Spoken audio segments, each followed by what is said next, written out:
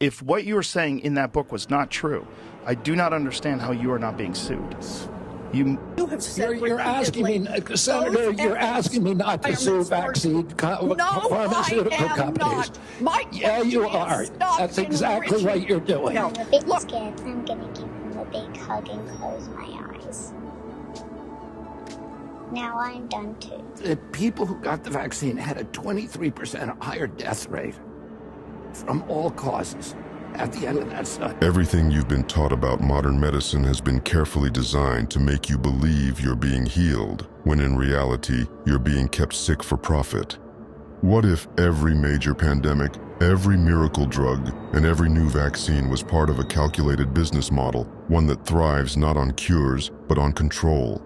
Today, we're diving deep into The Real Anthony Fauci, a book by Robert F. Kennedy Jr. that exposes how Big Pharma engineered the modern health crisis and what they don't want you to know.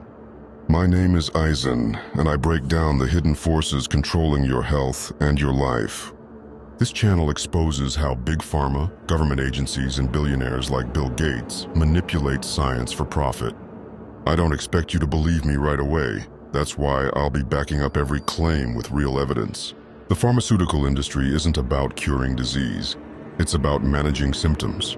In 2019, just months before COVID-19, the Bill and Melinda Gates Foundation helped organize Event 201, a high-level pandemic simulation that eerily predicted the global lockdowns and vaccine mandates. Gates is also one of the largest investors in vaccine companies. So was it really about public health? Or was it just good business? Pfizer, Moderna, and Johnson & Johnson have all been fined billions for fraud, data manipulation, and illegal marketing. And yet, during COVID, we were told to trust them without question. Dr. Anthony Fauci has controlled the National Institute of Allergy and Infectious Diseases, NIAID, since 1984. That's 40 years of unchecked power. Let's go back to the 1980s and HIV. Fauci pushed the toxic drug AZT, which ended up killing thousands of AIDS patients. Scientists who questioned AZT were blacklisted, funding was cut off, and the media called them dangerous conspiracy theorists. Sound familiar? Decades later, during COVID, Fauci repeated the same playbook, banning safe treatments like hydroxychloroquine and ivermectin while pushing remdesivir, a drug linked to kidney failure and higher mortality rates.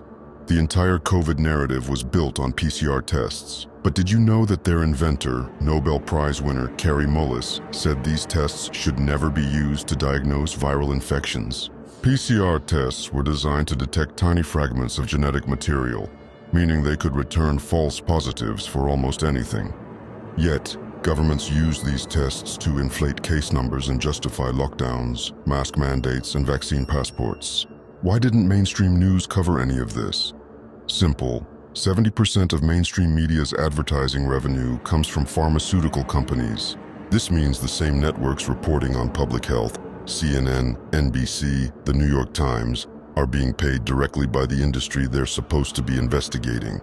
When was the last time you saw a news story questioning a vaccine?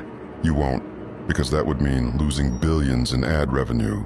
Big Pharma isn't done. The next pandemic is already being planned.